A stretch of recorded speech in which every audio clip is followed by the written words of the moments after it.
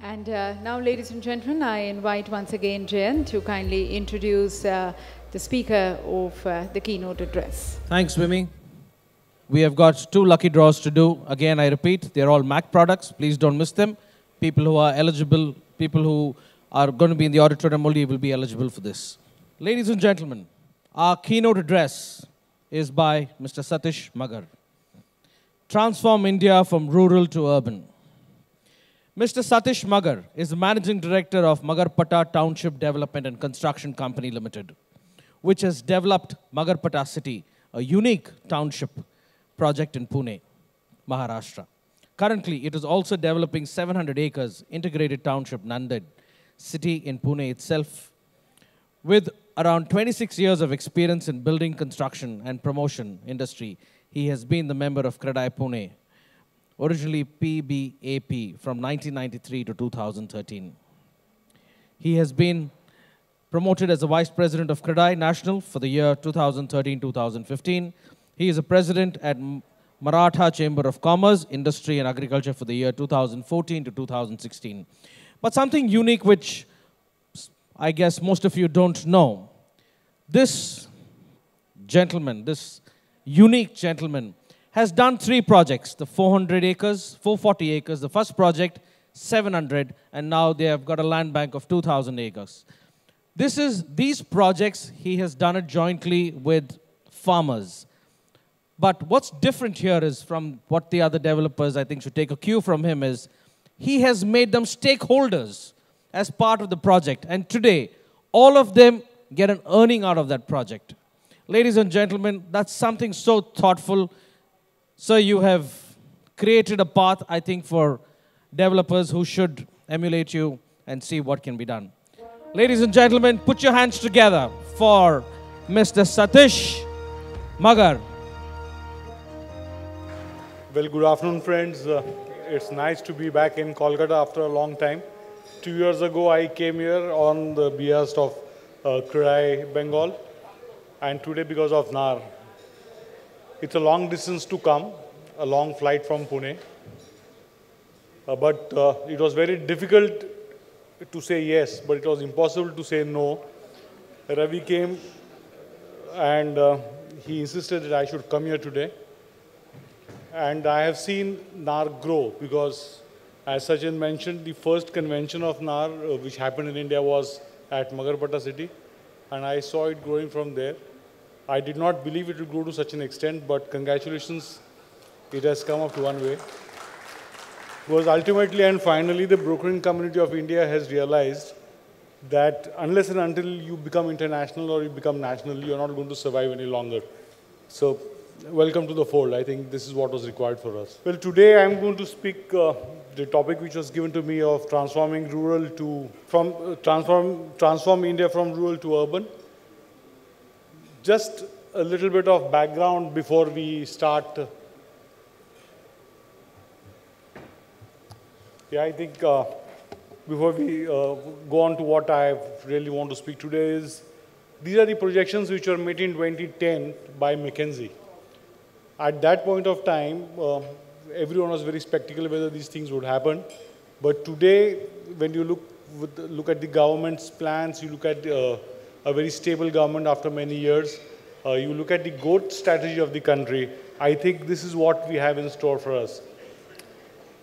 590 million people will live in cities. So there's going to be a tremendous growth in the urbanization.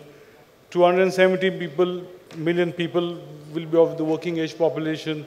70% of the new employment will be generated in cities. 91 million urban households will be middle class, which are 22 million today. 68 cities will have a population of, say, 10 lakhs plus. Today currently we are at 44 cities having 10 lakhs plus population. $1.2 trillion capital investment is necessary for us to match this growth trajectory. 700 to 900 million square feet of commercial and residential place will be required to be built. Probably a new Chicago every year. This is which interests both we members of CREDAI and you members of NAR, because there's tremendous opportunity what we have. And then, 2.5 billion square feet of roads, 7.4 to 7,400 kilometers of metro. So there is tremendous growth potential which we are going through and which is in the offing for us. But what comes with this are the challenges. We have a tremendous backlog of urban planning in the city. Nobody believes that urban planning should be done first and then the execution should happen afterwards. We have a system where the plans are made after the development has happened. So, it's become a chaotic growth trajectory. Timely implementation of the urban plan. We in Maharashtra have a 10-year plan. Now they've made it a 20-year plan. And after 20 years, they start redoing that plan.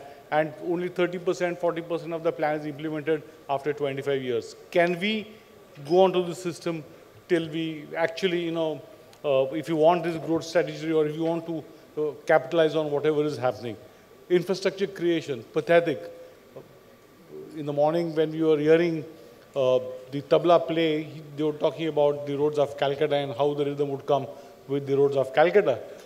I think this is no story related to Calcutta. It is everywhere in the country. Probably, some parts of Delhi or some parts of Mumbai or some parts of Calcutta, but everywhere you see, we come from the length and breadth of the country. I think we are facing the same problem. Pathetic infrastructure. There's no financial model for implementation of urban land. There's no financial, now, January came, now the government is talking about public-private participation. Now the government wants, there were models of public-private participation which never succeeded. So, these challenges and land acquisition issue. Land acquisition is going to be the biggest issue which is going to come, which I'm going to, speak more on. The model on what we worked was basically a model where land acquisition could be made very easier. We also, when we talk of challenges, these challenges will have to come with solutions, and we need to work very closely with these solutions. We need to speak with the government on these solutions, because now a time has come where the government has also become receptive. Because after all 68 years, they have realized that it is not their job to implement what is the requirement of the country as far as infrastructure or housing goes, but they should be more facilitators. So what is required is we require a comprehensive housing policy, urban policy. I totally agree that land is a state subject. It is not related to the length and breadth of the country. But when we are talking about creating so many cities every year, when we are talking about new development, when you are talking about urban renewal, I think a national policy is required. The government is in the process of formulation. CRIDA is speaking very closely with the national government on this issue. But we need a lot of support from everyone. Everyone who's related to real estate needs to come out with this policy. A build, operate and transfer model needs to be actually effectively implemented. This is what is going to take forward, because the amount of money, when you're talking of a couple of $1,000 trillion for the entire urban renewal, I don't think it is going to be the job only of the government. A lot of private participation is required. A lot of private incentive is required. A lot of private contribution by way of finance is required. And so that's why we need to come out with a BOT model. Inclusive development. This is again the same issue which I'm going to talk to about when it comes to land acquisition issues. So we need to create areas where there is a comprehensive inclusive development, where you have all the facilities, all the amenities in close proximity. So a lot of transportation of people, transportation of equipment, transportation of movement of students or schools and all could be restricted, where proper inclusive neighborhood plans could be made. The participation of private participation in development process, like what I said earlier, is one of the most important factors what we need to have. And self-sustaining satellite townships, because we cannot construct large cities any longer, because it's very difficult to do a Chandigarh all over again. It's very difficult to acquire that amount of land which can actually come together and such cities can be done. So the model of self-sustaining satellite townships would be the model for the future, where areas of say 400, 500 acres or even 100 acre plus could come together. Comprehensive inclusive development can happen in that area. Not one developer, but a group of developers also can come together to aggregate this land. And then we can go forward to see how you could create environment In Maharashtra, we have the township policy which allows these facilities, where you have walk to work culture, where you have walk to school culture, where you have, all the facilities which are managed by the developer, so that it is basically decentralization of the entire infrastructure, which would be the way forward for a country like ours, where land is scarce. We have to remember that we are 17% of the world's population living on 3% of the land mass. So we cannot be very luxurious when we are doing this. So such developments, I think, would be the way forward. And based on all these challenges and the solutions, we did one experiment called Magarpata City. That's why we call it as an idea called Magarpata City. The name of the project is Magarpata City. We call it an idea because there are many things which we were tried for the first time. They were a bit difficult at that time because this entire planning process started in the late 90s. The project started in 2000. And 2012 is when we completed it. It was probably the first integrated township in the country done by private development. There were many townships which have been done. I will not deny the right of Unitex and DLFs which they did in Gurgaon and Delhi, but they were not developed integratedly by them. There were many plots which are given to different developers to develop, but this was which was totally comprehensively developed, including the infrastructure, including the post-possession facilities. Everything were developed and are still managed. So it is developed and privately managed. This was also the first time when the original landowners were stakeholders of the project. When I was introduced, they said that why this was the novel concept which came in.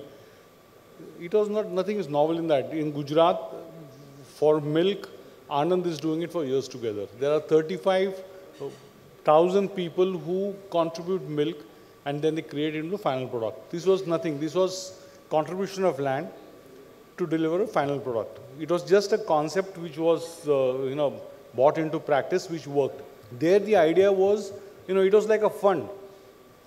Like how a fund operates, there are high net worth individuals who contribute money to the fund, and the fund operator's job is to give maximum returns to the high net worth individuals.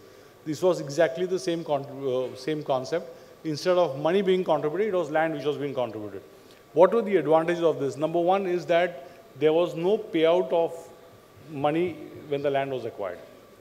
So the payout only started coming on a revenue share model when the actual work started. So the interest component of the project was drastically reduced.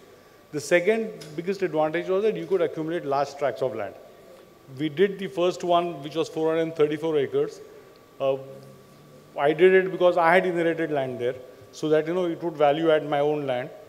Then everyone in Pune, including Ravi, said that one can be a fluke. You need to do a second one to show that it can work. So we did a second one. We thought, let's do a little bit larger one. We could gather 700 acres of land on the same principle of land pooling, where the farmers were also stakeholders of the company. In the first project, there were 120 families. In the second project, there are more than 200 families. When I say family, I say father, mother, sons, daughters, put together. So in the first project, there are about 900 beneficiaries. There are 900 shareholders. In the second one, there are 2,000 plus. So the whole idea was to get these people together, explain to them that you are an investor, you are a high net worth individual who doesn't have money but has land. You pool your land together, you will try and get maximum benefits out of it. You will value add on your land because individually it will not be possible for you to do it.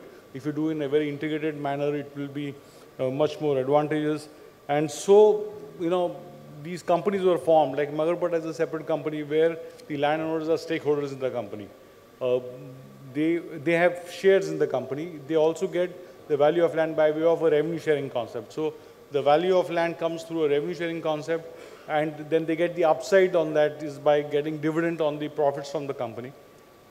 Like, we thought that instead of taking money from a fund and give him a 24%, 30% IRR what they demand, why don't you use them as, as a fund and give them a better IRR on their investment? So this is how the land pooling concept was brought into place. Like I said, the entire land acquisition issues were sorted out. If there were disputes in India when land titling is not being done by the government, I agree there are going to be a lot of disputes to this. There are a lot of disputes which come with land. The solution in this was, we got a case put up in the High Court in Mumbai, where both two brothers were fighting on the share of land. Now, in this whole concept, they become percentage landholders, percentage of land holding in the entire pool. So, in the High Court on Mumbai, both the brothers said that let the High Court decide what our percentage is. Till the High Court decides, the project can go on, and our money will be stuck with the company. We will not get any payout till we decide amongst ourselves or till the court decides. The moment the High Court gave this order, I think it gave it in the first week of the month, saying that fine, the project can go on, your accounts are frozen, you will not get any money from revenue share or from the dividends of the company till your dispute is resolved. Let me tell you, within 15 days, out of court settlement happened. Both brothers sat together, cleared their title and went on.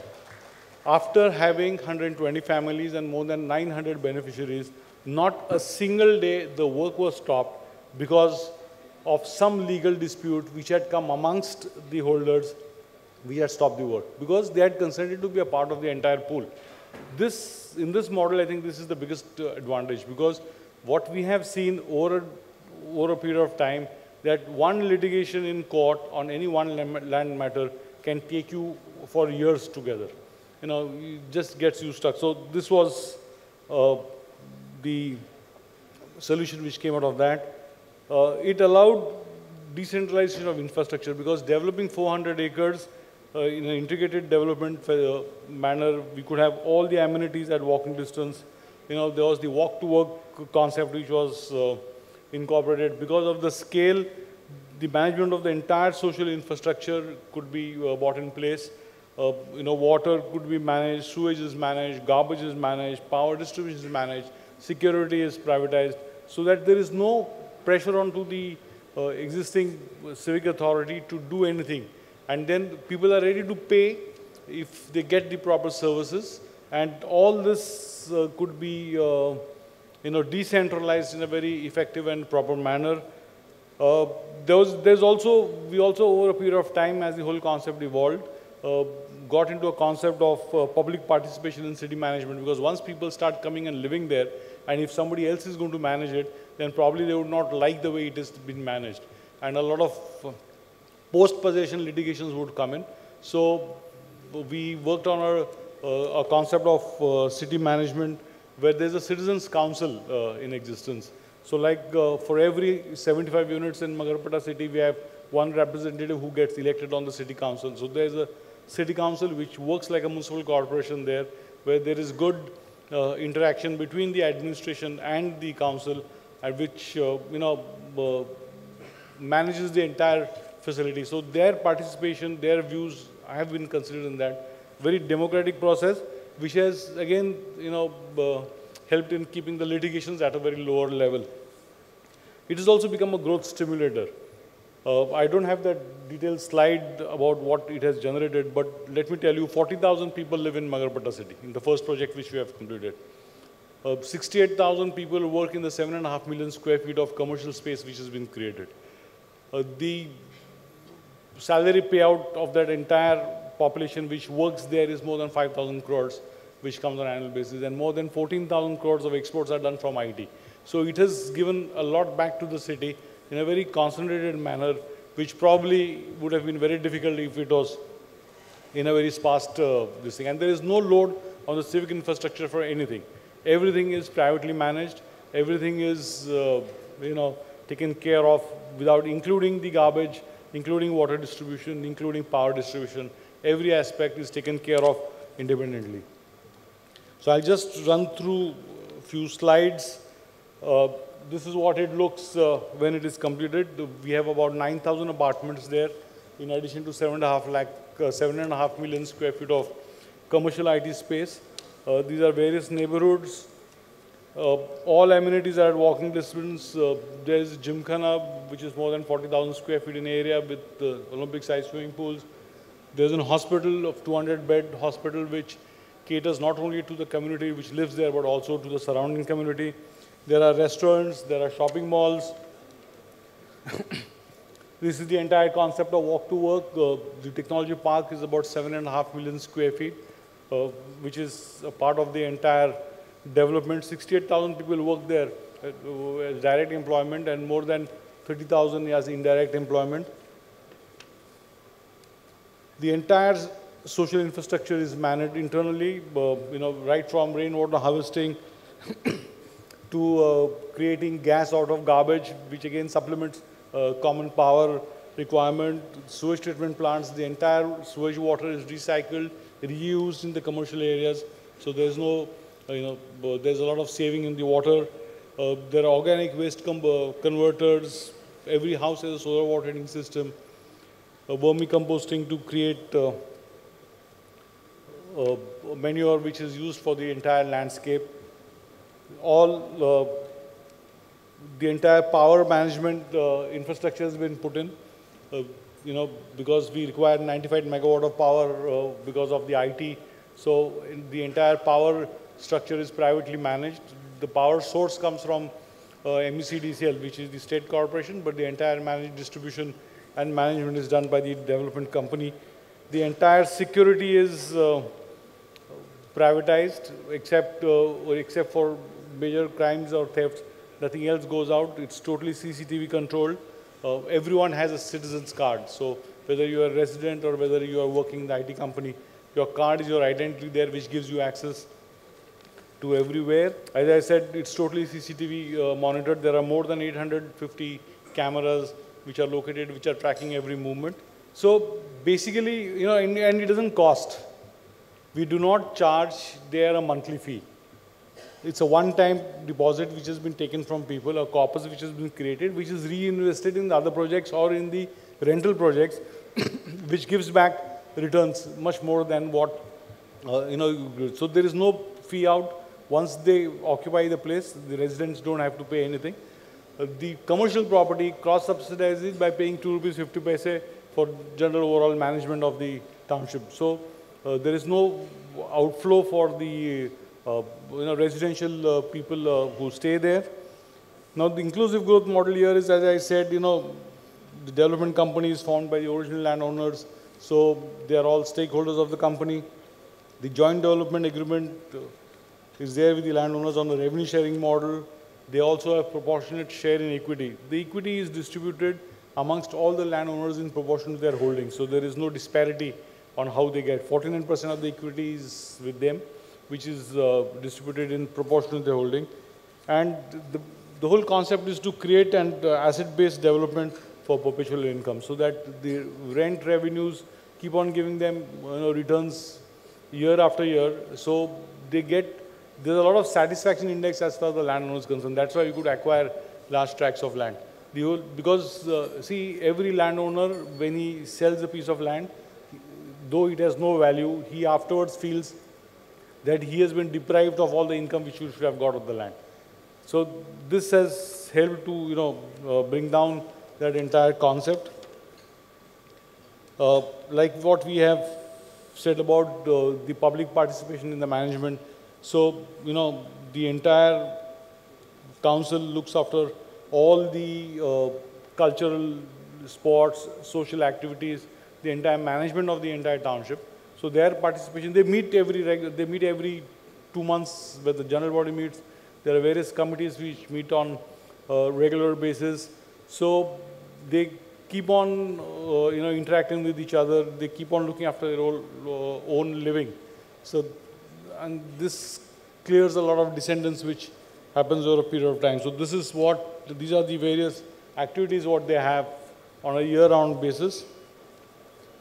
So the whole idea of this actually started with, and which we thought is a good model and which the government of Maharashtra has adopted now as a township model. So the entire township policy which is existing in Maharashtra is based on the concept of the development of Magarpatta city, where such minimum 100 acres of land requires to be developed. The whole idea is to create these integrated townships, predominantly middle class, where all the facilities which are required for living, the entire infrastructure is being decentralized, where there's no load on the government to create the infrastructure, and where through private participation and private management, urbanization is taking place.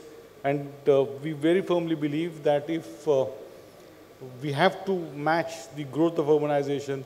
I think this is the model which could work, which has successfully worked in Pune, in Magarpata city, and now the government of Maharashtra has made it mandatory. Any development above 100 acres, they made it mandatory to be done on these principles. So this is what I thought I would share with you. This is what NAR wanted me to share with you.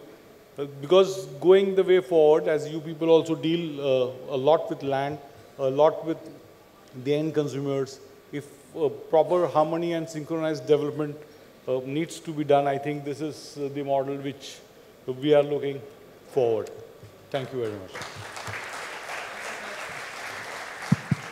Thank you, sir, for giving us an insight into Magarpata city.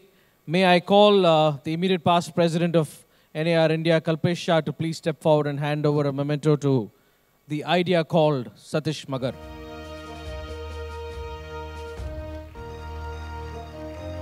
Ladies and gentlemen, a louder round of applause for the idea called Satish Magar.